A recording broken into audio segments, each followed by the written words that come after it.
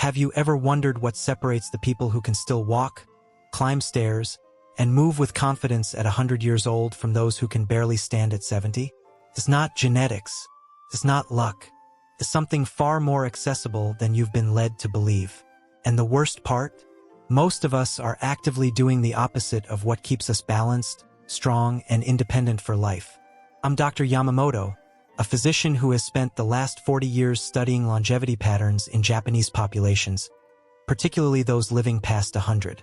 What I've discovered during decades of clinical work and direct observation will change how you think about aging entirely. Stay with me, because what I'm about to share isn't found in typical medical textbooks. It comes from watching real people in real communities maintain perfect balance and functional strength into their second century. Not in laboratories, not in theory, in practice. A few months ago, I documented a patient, a man who turned 101 last spring. This isn't someone who hired trainers or followed extreme protocols. He's not taking dozens of supplements or spending hours in the gym. He sits on the floor daily. He walks to his garden most mornings. He eats the same foods his family has eaten for generations. And when I tested his balance, his proprioceptive function, his muscle density, every marker of physical decline that typically appears after 50, they were the markers of someone in their 60s. This is what creates the contradiction that Western medicine refuses to fully acknowledge. We have populations that are living a century with their independence intact, their bones strong, their neurological systems firing with precision. Yet in America, one person falls every 11 seconds. Falls are the leading cause of injury death for people over 65. Hip fractures lead to loss of independence, nursing home placement, and often death within months. The difference isn't willpower. It's not genetics loaded in someone's DNA at birth. It's not some secret drug or miracle treatment. The difference is something you can begin applying today.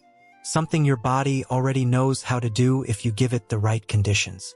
Something that compounds over decades into the kind of physical resilience most people think only exists in their imagination.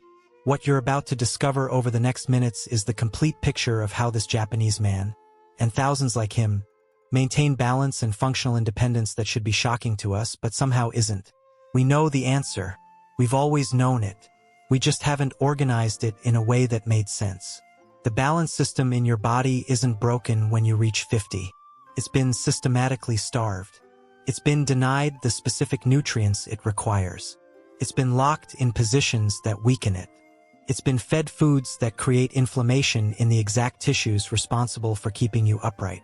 And worse, it's been kept sedentary in ways that destroy the neural pathways that coordinate every movement you make. This video isn't about motivation or inspiration. You don't need another person telling you to get fit or stay active. You need to understand, at a biological level, exactly what happens in your body when you adopt the habits that Japanese elders have embedded into their daily lives for generations. You need to see the mechanism. You need to understand the cause and effect. Because once you understand why a 101-year-old can walk downstairs without holding a railing while someone 50 years younger needs a walker, once you see the actual mechanism, the decision to change stops being a matter of motivation and becomes a matter of simple logic. This is where we begin, not with inspiration, with understanding. Before we move deeper into the specific habits that change everything, I need to ask something of you. If you're watching this because you're genuinely interested in understanding how to maintain your independence and strength as you age, if this resonates with you on some level, then engage with this video in real time. Not because I'm asking you to do me a favor, but because the act of engaging, leaving a comment, liking what resonates with you, subscribing to this channel creates a different kind of attention and intention. You already know this intuitively. When you actively participate in something, you retain it differently. You apply it differently. Your brain treats it as more important. So as you watch this, don't just passively consume. React. Comment. Let me know what's surprising to you, what makes sense, what contradicts what you've been told about aging. These comments aren't just feedback from me. They're your commitment to yourself that this information matters. And if you find value in this way of thinking, this approach to health that's based on mechanism rather than motivation, then subscribe. Not because you have to, because this is a channel that respects your intelligence enough to explain the why, before asking you to change the what. Now, let's go deeper into exactly how this works. Balance decline isn't a neurological mystery. It's a cascade of biological failures. Your body relies on three systems for balance. The inner ear detects position, eyes confirm location, and proprioception tells muscles how to move. Proprioception requires healthy nerve endings, active neural pathways, and muscle tissue. After age 30, people lose muscle at 3 to 8% per decade. By 70, you've lost 40% compared to your 30s. This is sarcopenia, and it directly causes balance loss. Fewer muscles mean fewer proprioceptive receptors. Weaker muscles mean slower balance corrections. This isn't genetic fate. It's the result of how you've fed and moved your body over decades. The cascade compounds when you add chronic inflammation from processed foods. Inflammation impairs nerve signal speed and muscle recovery. Sedentary living weakens vestibular pathways through disuse. All three factors accelerate balance system decline simultaneously. The Japanese elders I've studied don't have superior genetics. They have superior daily habits. They preserve muscle through specific nutrition. They reduce inflammation through food choices. They challenge balance through constant varied movement. The 101-year-old maintains perfect balance because he's prevented this cascade through decades of specific choices. This mechanism is critical. Balance decline is primarily nutritional and behavioral, not neurological. Fix nutrition, fix movement, fix posture, and balance issues resolve naturally. Understanding this shows why the specific practices we're about to discuss actually work. They address the real biological problem. Fermented soy forms the nutritional foundation of every Japanese longevity population. Natto, fermented soybeans, miso paste, and tempeh provide what unfermented soy cannot. Raw soy contains phytates and lectins that prevent mineral absorption. Fermentation breaks these down, making everything bioavailable. Your body can actually use it. This matters after 50 because your digestive system naturally declines. Stomach acid decreases. Enzyme production changes. Your intestinal lining becomes more permeable. Fermented soy skips these absorption problems. Is predigested. Your aging body extracts nutrients with minimal effort. Fermented soy provides complete protein, all 9 essential amino acids. Studies consistently show fermented soy consumption correlates directly with preserved muscle mass in aging. Beyond protein, natto contains nattokinase, an enzyme only found there. Nattokinase prevents excessive clotting and improves circulation. Better blood flow means better nutrient delivery to muscles and nervous system. Fermented soy also contains isoflavones, genistein, and daidzein. These slow bone resorption. They support osteoblast activity that builds new bone. For women around menopause, this prevents the estrogen decline bone loss. For men, it prevents age-related bone density decline. The beauty is that all these compounds work together in one food. The protein supports muscle. Nattokinase support circulation. Isoflavones support bone. You're not taking isolated supplements. You're eating a food that does multiple things simultaneously. In Japanese communities, fermented soy isn't occasional. It's daily. Miso soup at breakfast. A spoonful of natto over rice. Tempeh in side dishes. Small consistent doses compound into results. The 101-year-old eats natto 4 or more times weekly. Miso soup most mornings. Muscle mass is the primary determinant of balance capacity after 50. Without adequate bioavailable protein that your aging body can process, no exercise preserves muscle. Fermented soy provides this foundation in a proven, accessible way. Comment if this changes how you think about protein for aging bodies. Fermented soy provides protein, but without minerals, muscle doesn't function properly. Seaweed, nori, wakame, kombu is the mineral foundation. This is critical because Western diets are profoundly mineral deficient. Industrial agriculture de Pletsoal. Processing strips minerals. The result is chronic deficiency in minerals essential for nerve function and balance. Seaweed contains mineral concentrations orders of magnitude higher than terrestrial plants. Iodine regulates your thyroid, which controls metabolism and nervous system function. After 50, thyroid naturally declines.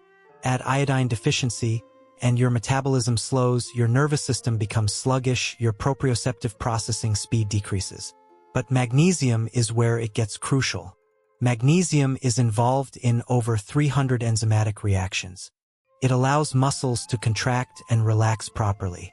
Without adequate magnesium, muscles become tight and prone to cramping. Your nervous system becomes overexcitable. Your ability to make fine motor corrections decreases. Studies consistently show magnesium deficiency directly correlates with increased fall risk.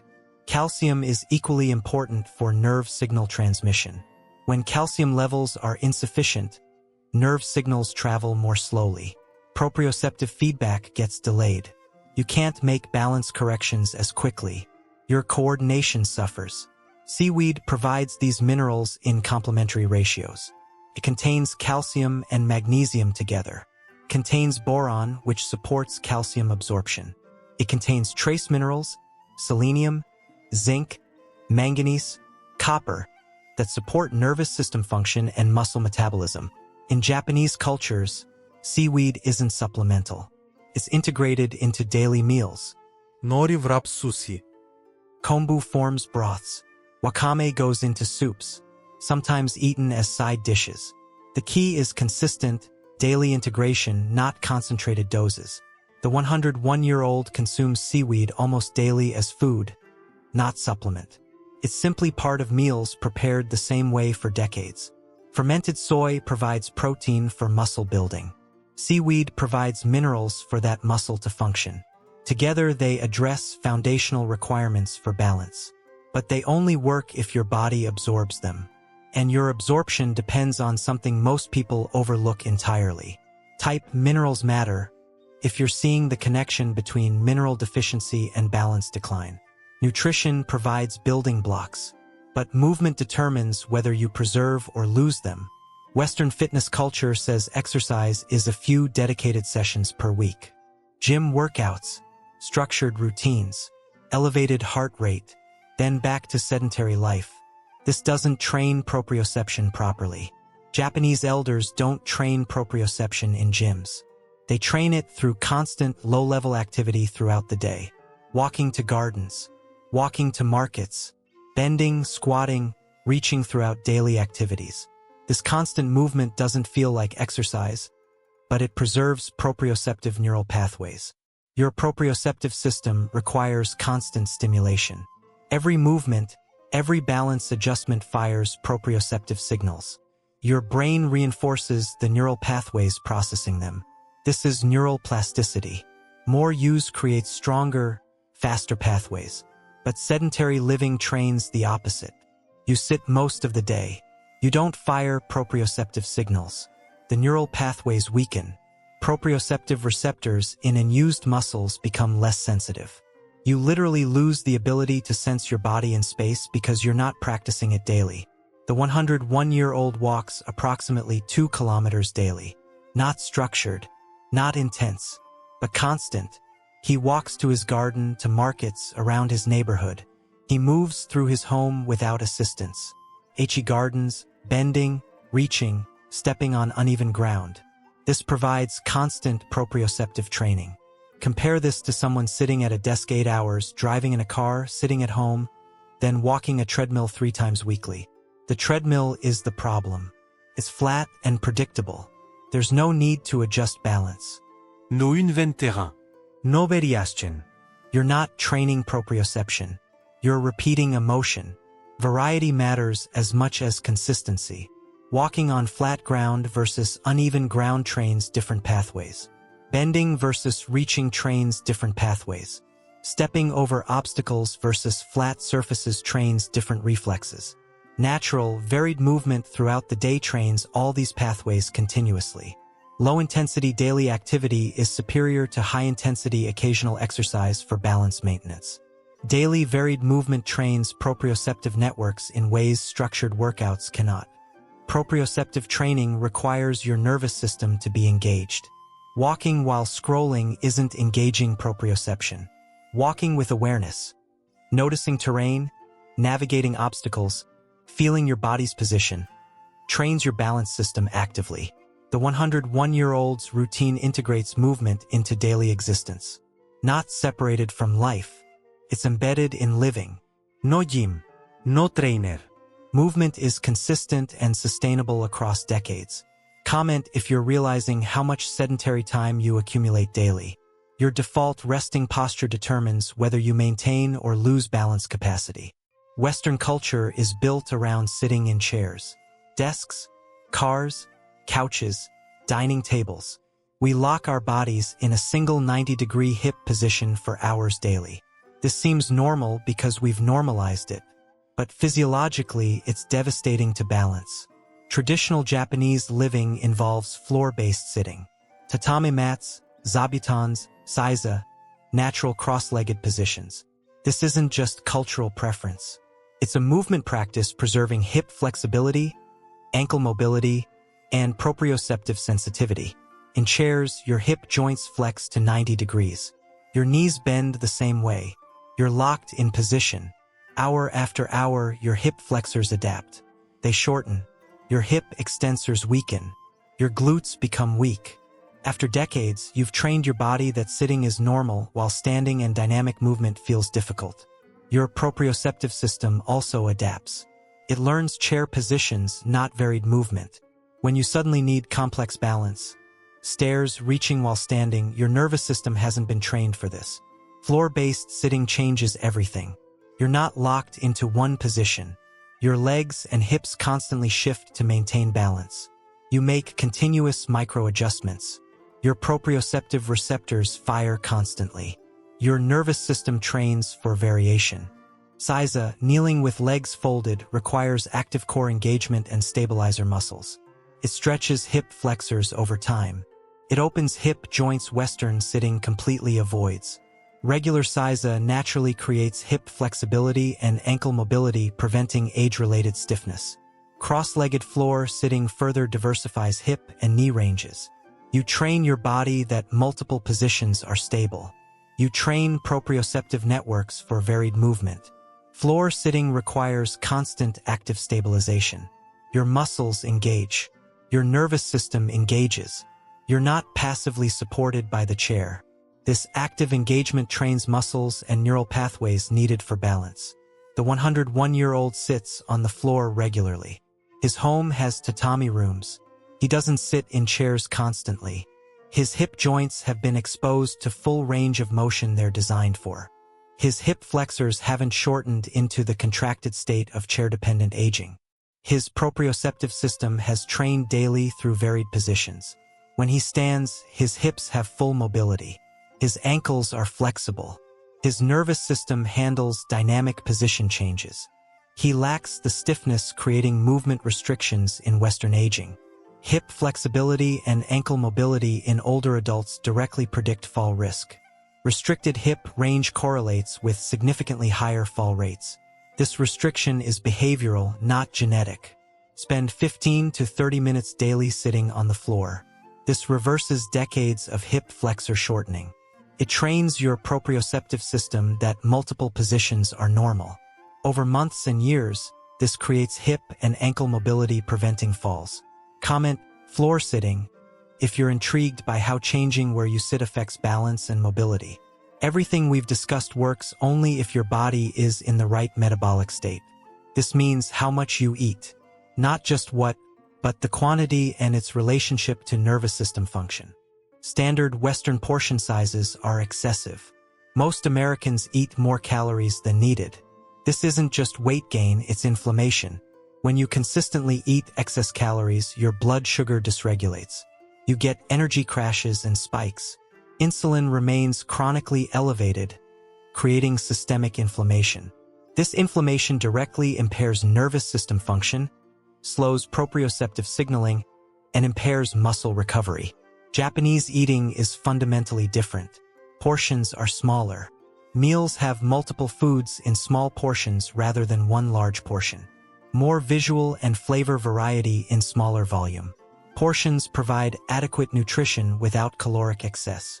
Research into Okinawan longevity shows these communities historically consumed 40% fewer calories than Western populations while maintaining excellent nutrition. They ate less calorie-dense food, more vegetables, fermented foods, less oil, less processed components, adequate nutrition with lower inflammatory load. This matters for balance specifically. Chronic elevated blood sugar impairs nerve function. It damages myelin sheaths protecting nerve fibers, slowing signal transmission. This impairs proprioceptive feedback. Elevated insulin creates oxidative stress, damaging nerve tissue and promoting inflammation that interferes with muscle recovery. Stable blood sugar through appropriate portions and meal composition makes your nervous system function efficiently. Proprioceptive signals travel faster. Muscle recovery is faster. Your body maintains and rebuilds muscle more effectively. Traditional Japanese meal structure supports metabolic health. A typical meal includes small rice portion, vegetables in various preparations, modest protein, miso soup, pickled vegetables, seaweed. This ensures fiber, which slows glucose absorption and keeps blood sugar stable. Fermented foods support gut health and nutrient absorption. Vegetables provide phytonutrients and minerals. Modest protein portion. The key is satiety through nutrition, not calories and portion size. Nutrient-dense foods mean you naturally eat appropriate quantities because satiety signals function properly. Fermented soy is filling. Seaweed and vegetables are nutrient-rich but low-calorie. Rice portions are modest but satisfying. You're satiated without excess calories. Western meals are different. Large calorie-dense protein portions. Refined carbohydrates with little fiber. Seed oils and processed fats. Large portions of everything. You consume twice the calories but get a fraction of nutrients. Blood sugar spikes. Insulin spikes. Nutrient signals are confused. You don't feel satiated despite eating far more than needed. The 101-year-old eats modest portions. His meals have changed little over decades. He eats enough to feel satisfied, never struggling with caloric excess. His body weight remains stable throughout his adult life. His blood sugar remains stable. His metabolic health is excellent. This has direct consequences for his nervous system. His nerves aren't exposed to elevated glucose and inflammatory markers. Proprioceptive signals travel quickly and clearly. His muscles recover efficiently. His body at 101 functions with the metabolic health of someone decades younger. Portion control isn't caloric restriction in a punitive sense. It's not eating less food. It's eating the right food composition in appropriate quantities such that your body receives excellent nutrition without inflammatory excess. Comment: portion size matters if you're seeing the connection between how much you eat and your nervous system function. Your gut microbiota determines whether you absorb nutrients, your immune function, and your systemic inflammation levels. All of this impacts whether your nervous system functions optimally for balance. Your microbiota produces short-chain fatty acids feeding intestinal cells. It produces neurotransmitters influencing your nervous system. It produces B vitamins and vitamin K. It produces compounds supporting gut barrier integrity, the selective permeability preventing undigested particles from entering your bloodstream. Healthy, diverse microbiota means this system functions. Damaged microbiota means this system fails. Your gut becomes permeable. Bacterial endotoxins leak into your bloodstream. Your body mounts an immune response. You develop chronic low-grade inflammation throughout your body. This inflammation impacts your nervous system directly. It crosses the blood-brain barrier. It activates your microglia, your brain's immune cells, causing neuroinflammation. This impairs proprioceptive processing, impairs nerve signal transmission, and accelerates nervous system aging. The standard Western diet, processed foods, refined carbohydrates, seed oils, additives, selects for pro-inflammatory bacterial species. These thrive in this environment. They damage your gut barrier. They promote endotoxin production. Your microbiota shifts toward pro-inflammatory composition. Your gut becomes progressively more permeable. Inflammation increases. Your nervous system ages faster. Fermented foods reverse this process. Miso, tempeh, natto, sauerkraut, kimchi, pickled vegetables contain living bacteria. Regular consumption introduces beneficial bacteria and prebiotics into your system. These organisms shift your microbiota composition away from pro-inflammatory species toward anti-inflammatory, beneficial species.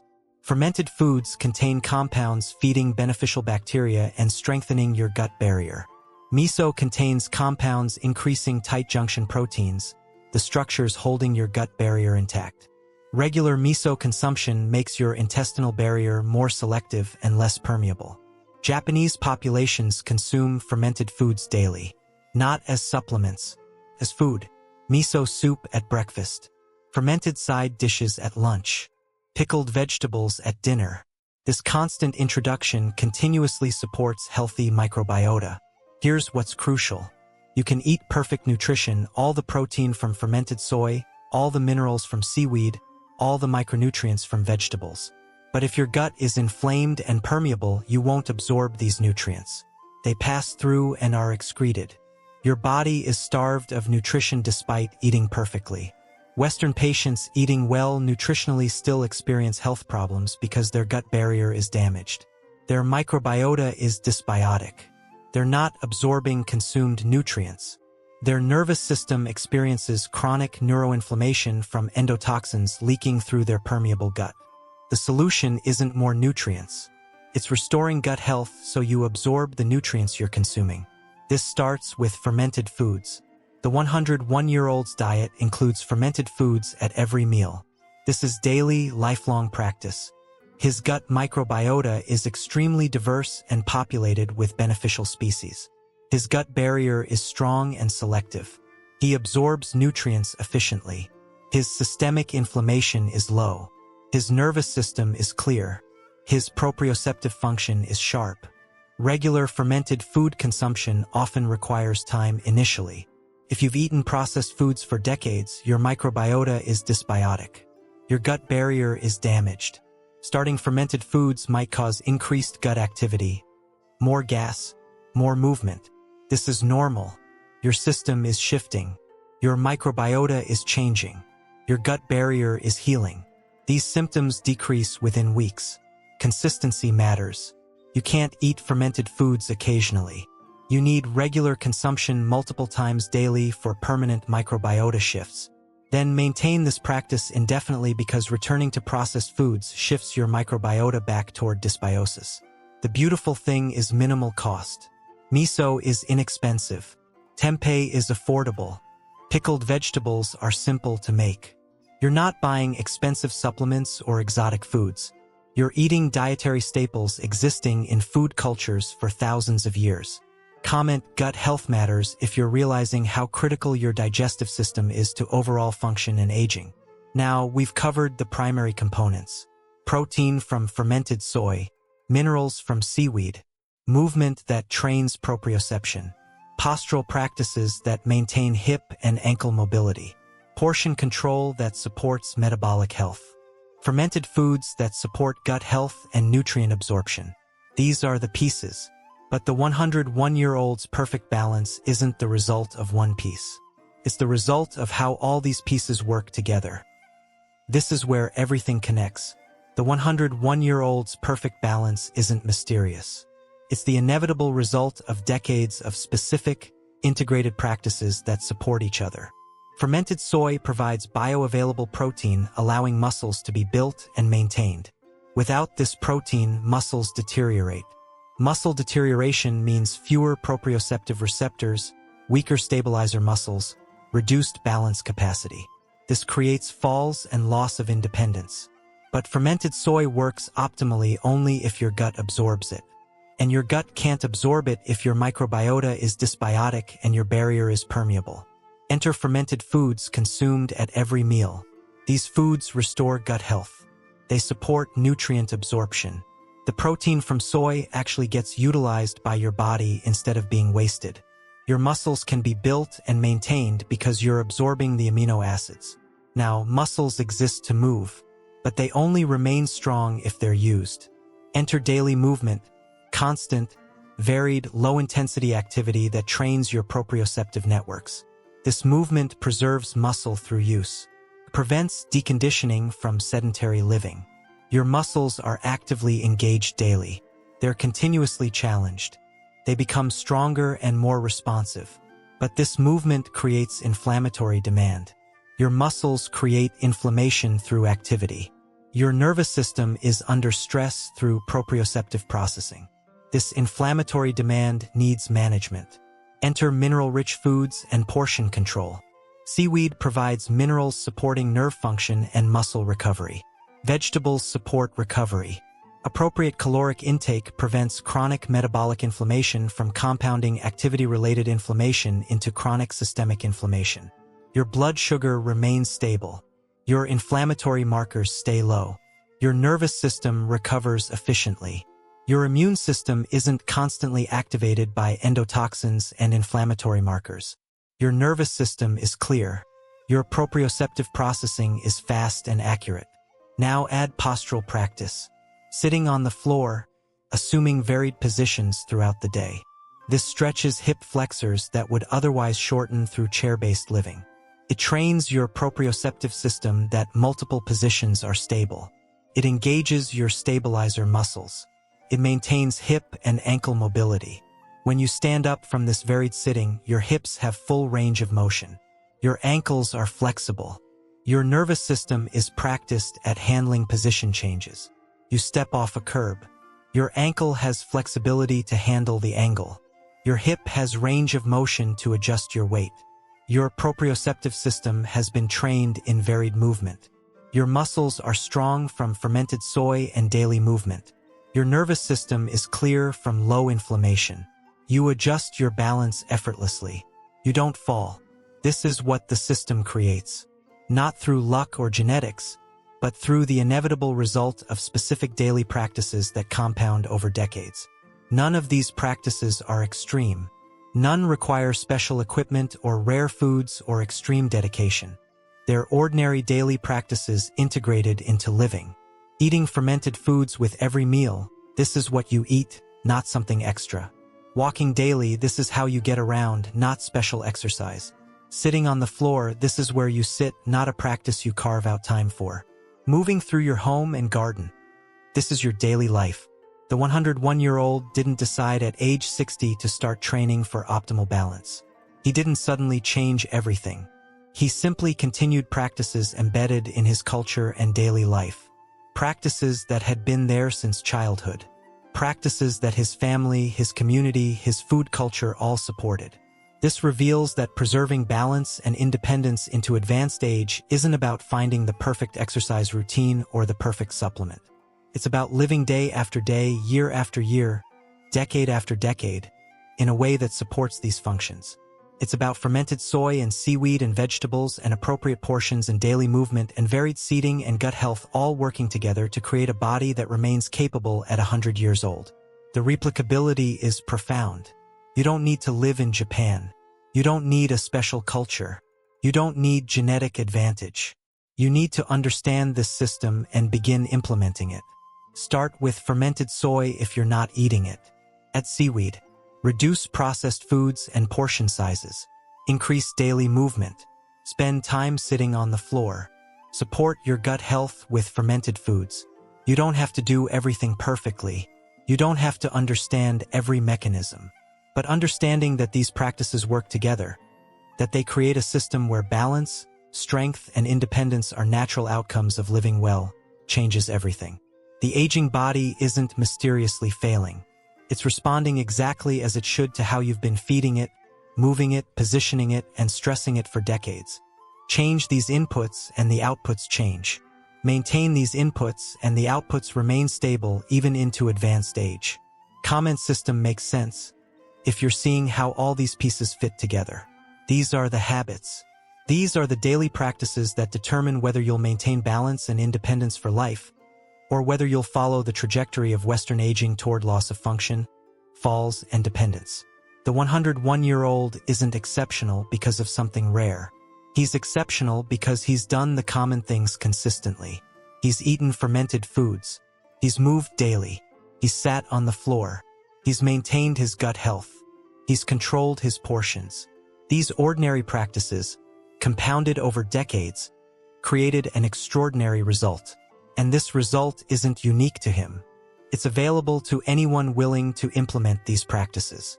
Not someday, not after you finish some other project, but now, today, starting with the next meal you prepare.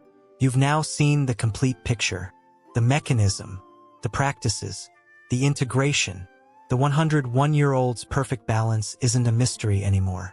It's the inevitable result of understanding and implementing a system that works. If this resonates with you, if you're seeing yourself in the picture of Western aging we've discussed and you recognize that this path is optional, not inevitable, then this is the moment to make it real. Not conceptually, practically. Subscribe to this channel. Not out of obligation, but because what we discuss here is different. We're not selling motivation or inspiration. We're explaining mechanism. We're showing you how your body actually works. We're giving you the foundation to understand why certain practices matter. That foundation is what allows real change. Leave a comment before you go. Even just saying you made it to the end of this video is meaningful. It's your way of acknowledging that this matters to you. It's your commitment to yourself that this information is worth your attention. And comments help other people discover this content. People who are searching for answers about aging and balance and independence.